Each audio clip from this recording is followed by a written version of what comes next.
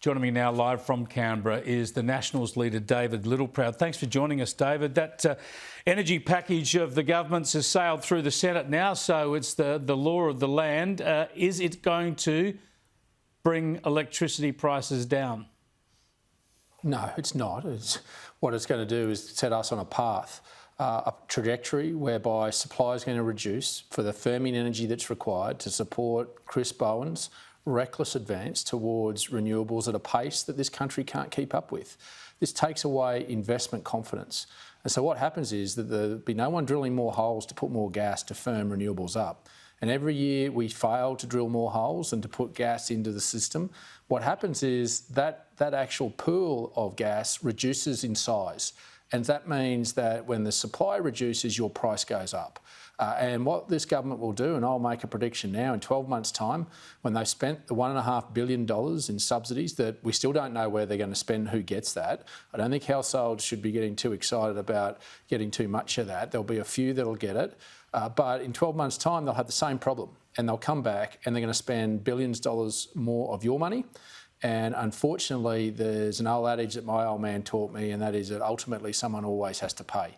And the Australian taxpayer will pay on this. But what they're doing, what their strategy is to strangle gas out of the system, coal out of the system, take away our firming, and to buy them time to keep building renewables, but also the 28,000 kilometres of new transmission lines, 80-metre poles that are coming to a property near you. They're going to run across your property because of this ideology of the Labor Party that doesn't match the practical reality of your energy bill.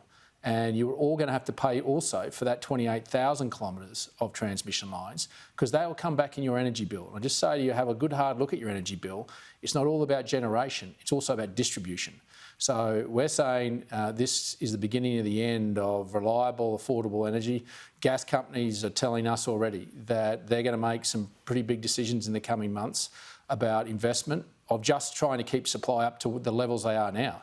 But if they don't make that investment, our supply goes down, and such will be the acceleration of the price, but also the reducing the reliability of power. And this is where this government has taken us because of their ideology. It is just such madness. There's no way known they're going to get me to give up my hot water, gas-fired hot water on demand at home and get to go to the electricity tank where you run out of hot water. But more to the point, if you want lots of renewables, even more renewables than we've got now, the one thing you must have, and we all know that, and we used to all agree on this 5-10 years ago, you must have lots of gas-fired generation as a rapid start-up firming for those renewables. So they should be investing more in gas at the moment, including in gas generation, rather than trying to kill it off. Well, they've just ripped $100 million worth of exploration grants to increase the supply and to make further investment into the infrastructure so there's not physical constraints. And so what we need is to make sure we don't have all our energy eggs in one basket, which is renewables. We need firming, and that's not David Littleproud saying that. That's AEMA, who run our energy market. And that firming is going to have to come with gas. And also, what the Nationals have been able to achieve with the Liberals now, bringing them on board, is to actually have this mature conversation as a country about small-scale modular nuclear. David Gillespie's led the charge on this for the Nationals for nearly a decade, and I'm pleased to say Peter Dutton's shown the ticket to come with the Nats on this. And let's have that conversation, because you know what that also does, Chris?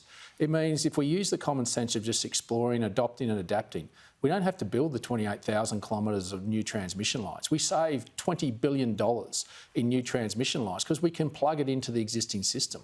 So this is where it needs leadership, not ideology. Leadership about taking the Australian people into your confidence. I think it might be... this is a facts about SMR technology.